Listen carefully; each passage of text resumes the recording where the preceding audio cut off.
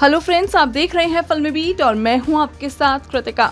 Serial Sasural Simar का 2 की कहानी काफी ज्यादा अब मजेदार हो चुकी है, क्योंकि अब गीतांजलि देवी को एहसास हो गया है अपनी गलती का, क्योंकि उनके सामने आ चुका है अपने बेटे गिरिराज का सच। जी हां, अब बड़ी माँ जान चुकी है कि गिरिराज की वजह से ही गजेंद्र की इतनी बुरी हालत हुई थी। गिरिराज ने ही गजेंद्र पर हमला किया था, ना कि सिमर के भाई गगन ने।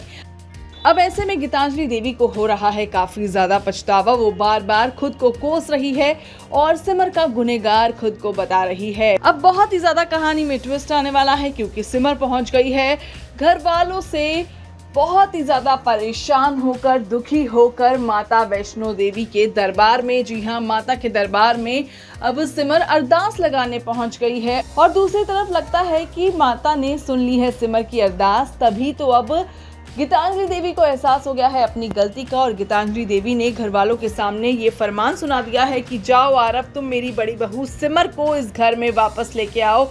इस घर को सिमर की बहुत ज्यादा जरूरत है। सिमर ही इस घर की अपनी है, क्योंकि डॉक्टर साहब ने भी गीतांजलि देवी के सामने सिमर की जमकर तारीफें की थी और कहा था कि अगर आज गजेंद्र की हालत ठीक है, गजेंद्र की जान बची है, तो उसकी वजह सिर्फ और सिर्फ सिमर है। सिमर ही है जिसने गजेंद्र को मौत के मुंह से बाहर निकाला है। ऐसे में अब गीतांजलि देवी बस सिमर को घर वापस लाना चाहती है, क्योंकि अब सिमर ही है जो इस घर की डूबती हुई नैया को बचा सकती है। वैसे हम आपको ये भी बताना चाहते हैं कि आरव भी अब अपने सिमर को ढूंढने के लिए निकल पड़ा है। और अब आरव को पता चलेगा कि सिमर तो गई है माता रानी यानी कि वैष्णो देवी के दरबार में, तो आरव दौड़ा दौड़ा पहुंच जाएगा माता के दरबार में और वहां पर वो मिलेगा अपनी सिमर से। सिमर को मिलकर आरव मांगेगा माफी। जी हाँ, और दोनों एक दूसरे को गले लगा लेंगे।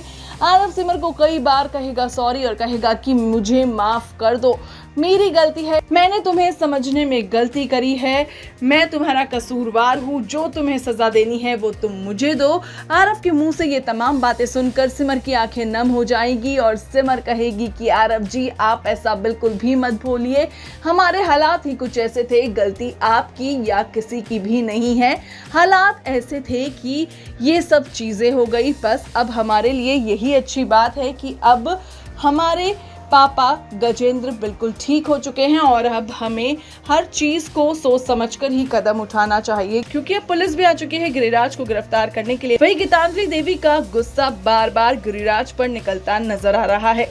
ऐसे में देखना दिलचस्प होगा, क्या माता रानी अब कहानी में लेकर आएंगी कोई नया मोड़। इस वीडियो में फिलहाल के लिए इतना ही।